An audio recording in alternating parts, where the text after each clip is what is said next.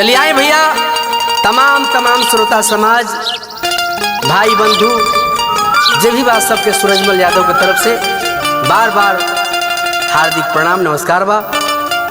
चलिए आए, यही नवरात्र के पावन महीना चल रहा बा। मैया गाँव गाँव आ गई बड़ी, स्वर्ग से सुंदर पंडाल सजाइल बा। चारों ओर माता रानी के नाम के जयकार लग रहा बा। एगो भक्त माता रानी के भक्ति में भाव विभोर बा। अब माई के जगावता कोना भाव में।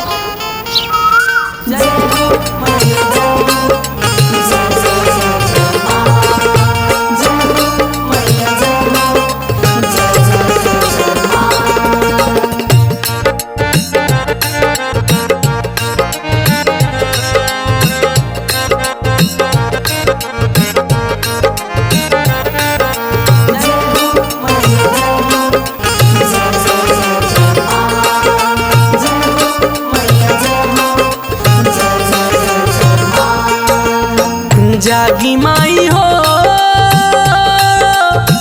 जागी माई हो, जागी माई हो, जागी माई हो।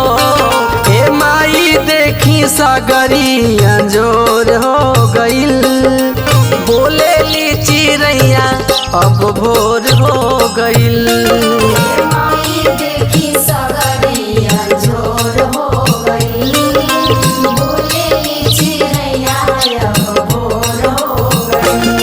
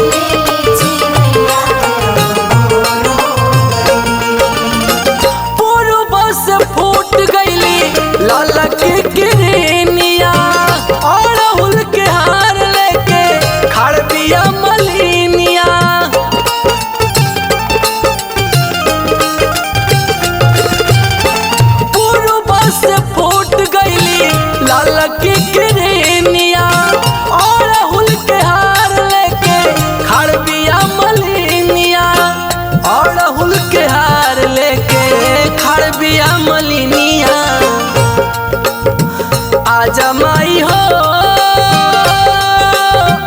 आजा माई हो। हे माई आई आस में मन थोर हो गईल, बोले ली चुचुहिया अब भोर हो गईल। हे माई देखी सागरी अंजोर हो गईल, बोले ली चिड़ैया अब भोर हो गईल।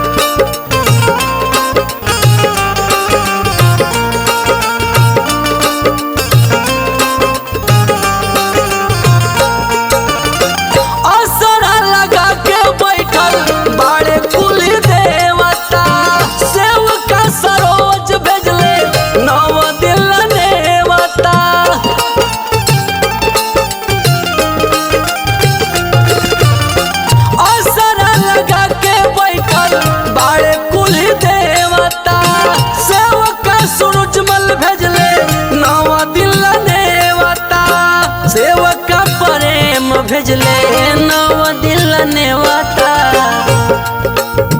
दिखा जमाई हो